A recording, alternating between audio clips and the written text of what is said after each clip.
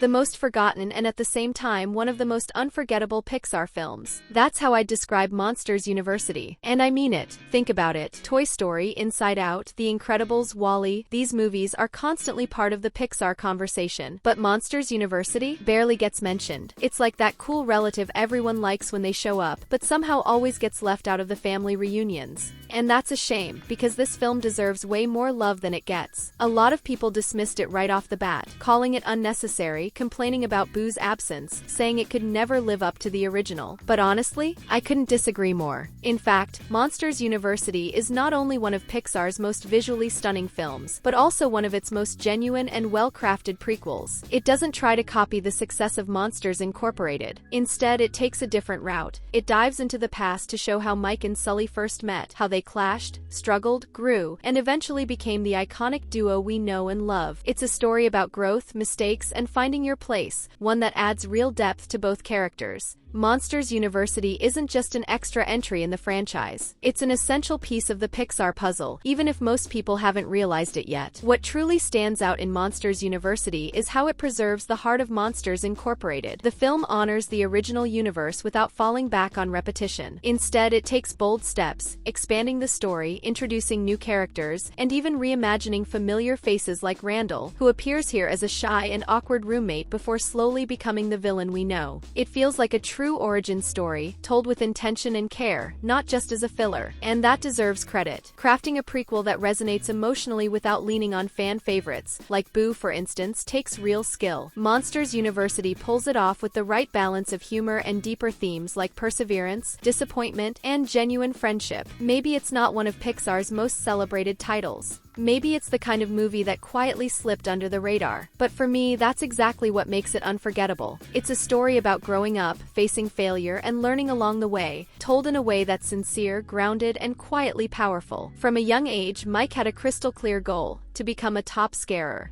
And he meant business. Driven and relentless, he devoured every book he could find, memorized scare techniques, studied child psychology, and knew exactly which approach worked best for each type of kid. Theoretically, Mike was flawless, a true expert in the art of scaring. The problem? No one took him seriously. Small, round, with a single eye and a high-pitched voice, he simply didn't look intimidating. And in the monster world, appearance and presence matter a lot. First impressions carry weight, and Mike's didn't help his case. On the other side, there's Sully. He never had to try too hard. His presence did half the work for him. Massive, furry, with a thunderous roar that could shake a closet door. And to top it off, he carried the Sullivan name, legendary among elite scarers. While Mike had to fight for every bit of attention, Sully walked in with the red carpet already rolled out. That contrast is exactly what makes their dynamic so compelling. Mike is all strategy, logic, and precision. Sully runs on instinct, raw talent, and natural charisma. On their own, each has obvious shortcomings. But when circumstances force them to work together, everything shifts. They become an unlikely team, the meticulous strategist and the intimidating powerhouse. A combination that, at first glance, seems incompatible, but proves to be surprisingly effective under pressure. And it's this partnership that ultimately transforms them, not just into a powerful duo, but into characters who grow by being challenged to rely on one another.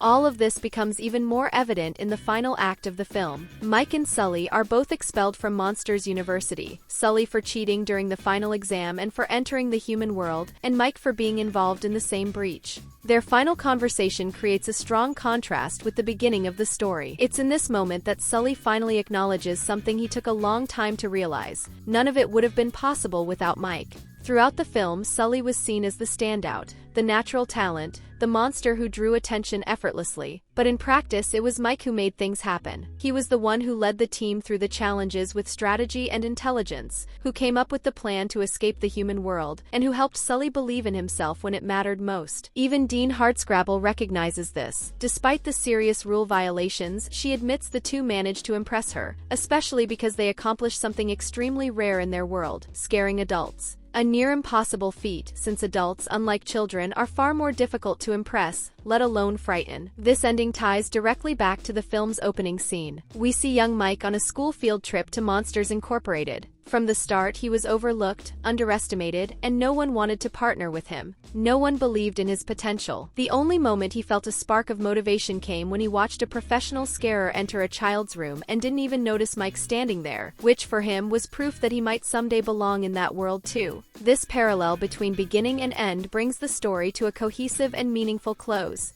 Mike may not have become a scarer through the traditional path, but he proved his worth in his own way. Alongside Sully, he earned respect, built a true friendship, and found a place for himself in the world he always dreamed of being part of. At the end of the film, Mike and Sully choose to start from the bottom, accepting a job in the mailroom at Monsters Incorporated. From there, through persistence and hard work, they steadily climb the ranks until they finally pass the tests to become official scarers. And it's in that final moment, when Mike steps onto the scarer's floor for the very first time, that he sees his lifelong dream come true. Not exactly the way he once imagined it, but in a way that's genuine, earned through effort, skill, and true partnership. The film delivers a clear message. There's no single path to achieving a dream. Mike always wanted to be a scarer. He studied, trained, and gave it everything he had. But even with all that, he didn't fit the mold of what the monster world considered a real scarer. That didn't make him any less capable. It just meant he had to find a different way to belong. Meanwhile, Sully, who had every advantage from the start, with a respected name, intimidating presence, and natural talent, comes to realize that none of it matters without responsibility, humility, and appreciation for the work others put in. The film makes it clear that talent and dedication only lead to real results when they go hand in hand, and that differences between individuals or monsters can be exactly what makes a team stronger and more complete. Monsters University also shows that failing at one goal doesn't mean failing in life. Mike didn't become the scarer he always dreamed of being, but he found an essential role within the world he admired so much. More importantly, he formed a true friendship and learned that recognition doesn't come only from titles or positions, but from the value you deliver and the impact you have on others. Mike and Sully's journey makes one thing obvious: respecting your own limits, trusting in teamwork, and learning through the process is what truly builds lasting success. And for me, one of the strongest aspects of Monsters University is how it puts Mike at the center of the story. In Monsters Incorporated, the plot revolves mostly around Sully and Boo. Mike is there, of course, but his role is often more comedic or secondary to Sully's lead. But here, the focus shifts. The film dives deep into Mike's motivations, his insecurities, and his constant effort to prove himself. And that gives the story a new level of emotional depth and engagement. That's exactly why I want to explore this franchise even further. A lot of people may not know this, but there's a series called Monsters at Work that continues to expand this universe, and Mike remains a key character in it. That's why I plan to create more content focused on him, a character who's often overlooked, but who, in reality, is the one holding everything together.